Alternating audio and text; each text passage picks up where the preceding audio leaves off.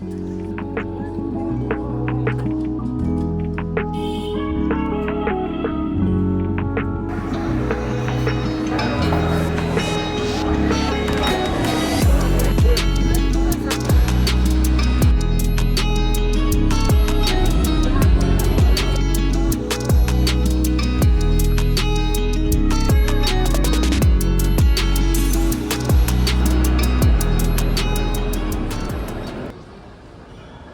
さんこんにちは。今回は金曜日の夜出発して週末にかけてドイツのベルリンに旅行に行ってきたいと思います。ドイツは学生の時に旅行に来て10年ぶりということでとっても楽しみです。2時間ちょっとで到着です。時間がないので急いで電車のチケット買います。ドイツはホームに刻印機があるので忘れずに打刻。滑り込みで間に合いました。ちなみにベルリンの交通網は中心部から A、B、C のゾーンに分かれていて、 A には主要な観光スポットが集まっていて、空港はゾーン C にあります。最初は券売機で買っちゃったんですが、この BVG というアプリもおすすめです。電車、バス、トラム何でも乗れる1回券からいろんな期間のチケットが選べます。観光プランに合わせてゾーンを選択して、最後は Apple Pay などで支払えます。夜遅くに空港から発着する電車の本数が少なかったので、遅くに到着する人はご注意ください。長旅を経てベルリン中央駅に到着しました。今気づいたけど電車の色が可愛い。この駅すごく大きくて、下が地下2階で上が2階ぐらいまであります。乗ってきた S バーンは多分この2階に到着しました。カリー36っていうのがカリーブルストで有名らしいです。夜の中央駅の外側もすごくキラキラしてて綺麗です。たくさんタクシーも止まってます。今回のホテルは中央駅から歩いて数分のところにあるこのインターシティホテルっていうところに泊まります。夜遅いので早く寝ます。おはようございます。今日は朝から曇天です。まずはお散歩がてら歩いて行ける観光スポットに行ってみたいと思います。かっこいいドラゴンの橋。19世紀のアーティストによって作られた像と赤土の橋らしいです。これはガバメントオフィスらしい。イメージかもしれないけど、ドイツの警察官は後ろ姿もたくましいです。国会議事堂に到着しました。中は無料で見学できるみたいですが、今回チケットを取れなかったので外からだけ楽しみます。広い芝生もあるので、天気のいい日はこの辺でゴロゴロするのも良さそうです。赤信号がピンってなってて可愛い。この辺はもうちょっと秋が深まった頃に来ると葉っぱがより綺麗そうですね。青信号は躍動感があります。次に到着したのは有名なブランデンブルク門です。この上の像はナポレオンが戦利品としてフランスに持ち帰ったという話があるそうです。門の向こう側にはまっすぐ大きな道が伸びてます。また歩いて、お次は虐殺されたヨーロッパのユダヤ人のための記念碑に到着です。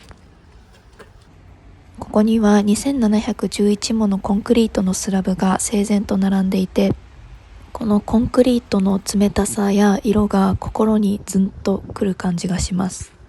撮影禁止だったので撮れてないんですが、ここの下にあった展示館にも行ってきました。時系列逆になりますが、さっきの展示館が10時からだったので、先にこっちのカフェに行ってました。すっごく美味しそうなパンがいっぱいです。パンの値段はロンドンとそこまで変わらないかちょっと安いぐらいだったんですが、飲み物が圧倒的に安かったです。このデニッシュサンドのデニッシュがすっごくふわふわで美味しかったです。時は過ぎ、ボルトのスクーターで次のところに来ました。このテロのトポグラフィーというところは、当時ナチス政権の本部があった場所で、ナチス政権の恐怖政治を伝える展示がたくさんあります。館内の展示は QR コードをスキャンすることで無料で日本語のオーディオガイドを利用することもできました。外側には実際にあったベルリンの壁や写真を中心とした展示を見ることができます。西ベルリンを包囲していたこの壁の高さは3メートルもあるらしいです。壁を支える鉄の針金みたいなものも生々しく残ってます。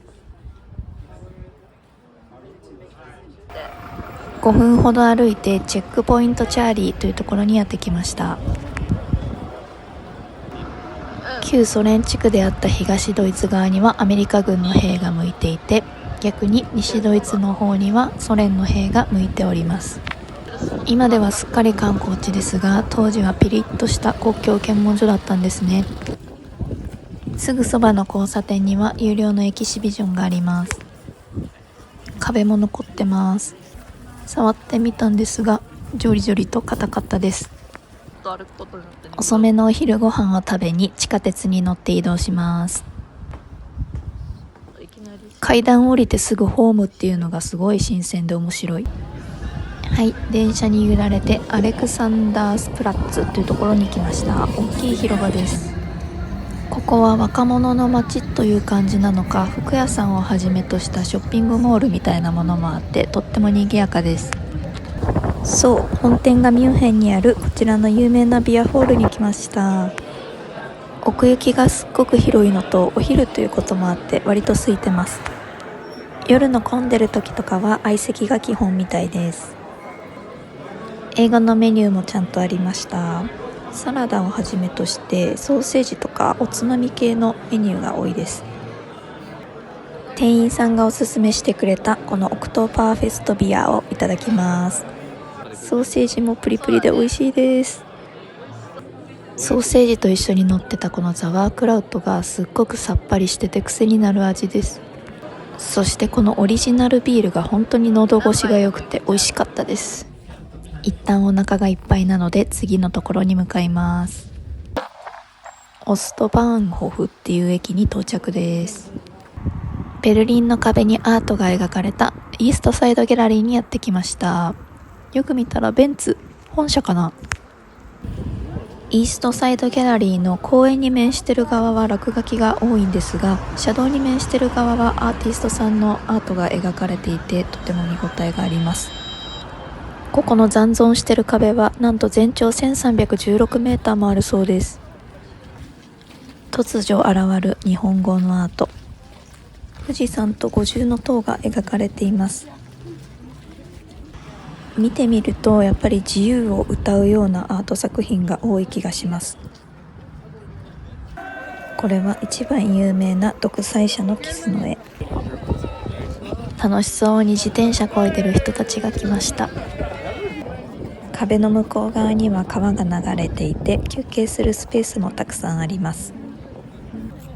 ベルリンはインフラも整ってるし、すごい都会だけど、こうやって綺麗な川や自然もあって、また道もすごい綺麗でゴミもあんまりなくていい街です。1896年に建てられたこの2階建ての橋もすごく趣があります。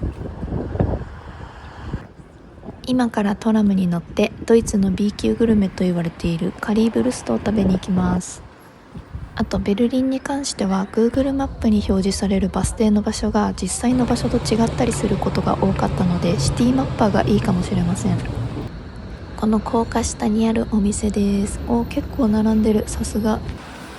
苦めのピルスナーといただく超ジャンクフード。ほのかに香るカレー風味がすごく美味しいです。お天気がすごい不安定で、突然の雨からの虹、綺麗です。一旦トラムに乗って中央駅の方面まで帰ります。この辺りはベルリンの壁の記念公園になってるみたいです。中央駅に帰ってきたのでちょっと中を散策します。有名なリッタースポーツチョコはカラフルだしお土産に喜ばれそうです。しかし大きい駅やな。このドイツの信号機のキャラクターアンペルマンといってお土産とかにすごい人気らしいです。確かに可愛らしいもんね。スーパーマーケットにも入ってみちゃいます。お野菜はイギリスとあまり変わらないラインナップ。お値段はちょっと安いかもです。ただなんかネギだけめっちゃ高い。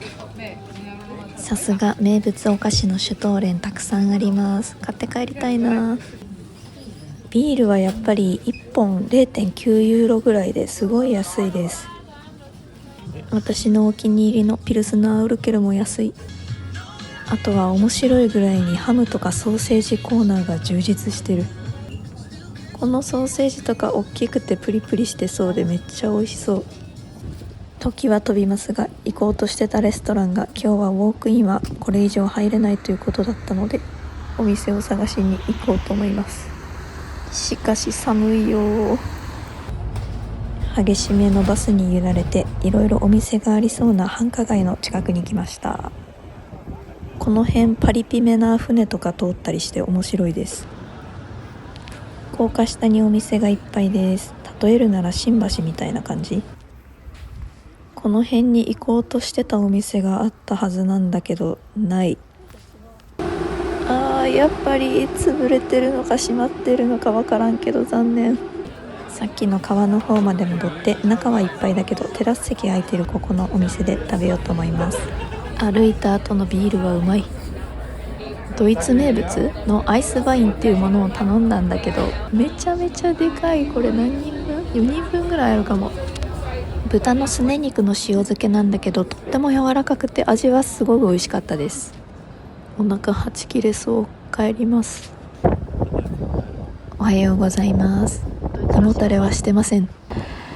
今日は日曜日なんですがデパートメント系のお店が軒並み閉まっているので、せっかくなら日曜日しかやってないマーケットに来てみました。早速喉が渇いたのでジュースを買います。失われたビタミンを取り戻す。ここはマウエルパークっていう公園で開催されている大きなマーケットで、アンティークだけじゃなくいろんなお店が出てます。しかしこのチーズケーキめちゃめちゃ美味しそう。いいな。お土産に向いてそうなものだったり古着だったり、この辺はヴィンテージ系の小物がたくさん置いてあります。この辺の食器とかすごい綺麗だし使いやすそうです。この辺のものはちょっと値段もわからず、店員さんももはや誰かわからない謎のエリアでした。食べ物の屋台もたくさん出てます。ジャンク系のものやデザート系、またエスニック系のアジア系のものも置いてあったりして面白いです。そう、たこ焼きを見つけました。めちゃめちゃいい匂い。まあ買っちゃうよね。誘惑に負けました。美味しそう。柔らかくて熱々で最高です。ここのアンティークマーケットはこうやって地面の上だったり段ボールの中に雑多にいろんなものが入っているので、掘り出し物とかが見つかるかもしれません。どこの誰かはわからないけど昔の楽しかった思い出のアルバムを拝見しております。これとかメガネとかサングラスの山だけどもらう人いるのかな。こういうアンティークマーケットって買う買わないにかかわらず、ただこうやっていろんなものを見てるだけでも楽しいですよね。旅行先だとちゃんと持って帰れるかっていうのを考えてしまうけど、旅の思い出として何か買えばよかったなぁと若干後悔してます。今日は本当に極寒なのでとりあえずあったかいところに入ります。近くのカフェが満員だったのでこちらのレストランであったかい飲み物をいただきます。とっても雰囲気のいいお店でした。ここの通りはカラフルなマンションとかおしゃれなカフェがたくさんあっていい感じの雰囲気です。ベルリンは街中にアートがたくさんあって面白いです。この後何しようかとなったんですが、このドイツの技術博物館っていうところが穴場で結構面白いらしいので行ってみます。到着しました。外観のインパクトすごい。ここ大人でもそんな高くないけど18歳以下は無料なんでいいですね。敷地がすごく広くて5階建てぐらいになってるみたい。こここは繊維とか印刷、航空船舶、鉄道とかいろんな技術分野に分かれて展示があります。こういう物理実験とか子どもの勉強にもなって良さそうですね。突如現れたタラバガニの展示物のインパクトももちろんですが、こういったそれぞれの展示に時代背景のことも書かれているので分かりやすいです。建物の外には鉄道のエリアもあって、実際に線路から貨車を引いてきてるみたいです。鉄道の歴史をたどるように、こういう初期の蒸気機関車から今使われている S バーンの鉄道車両とかまであって、すごい面白いです。これはミニチュアの街の様子。よく作られてるな。なんかこういうの見てたら、ドイツのものづくりの技術とか科学技術とか、やっぱ世界有数の工業大国だなって思います。見どころがたくさんあってとっても楽しかったです。さて、中央駅に戻ります。あとベルリンは自転車レーンがすごく整備されているので、レンタルして乗ってもいいかもしれません。バス乗ろうとしたら満員すぎて乗れなかったので、ウーバー呼んで戻ろうと思います。中央駅のスーパーでお買い物しようと思ったら、入場規制ですごい列できてます。諦めます。帰りは特急の FEX に乗れたので早いです。空港到着です。せっかくなのでカリーブルストまた食べたけど、昨日の方が美味しかったかな。皆さん、ハリボーもドイツ出身らしいです。あとドイツのチョコといえばリンツ。安いようで安くない。充実した2泊3日でした。また来たいです。今回も最後まで見ていただきありがとうございました。少しでもいいねと思っていただけましたら、高評価やチャンネル登録もよろしくお願いします。次の動画もお楽しみに。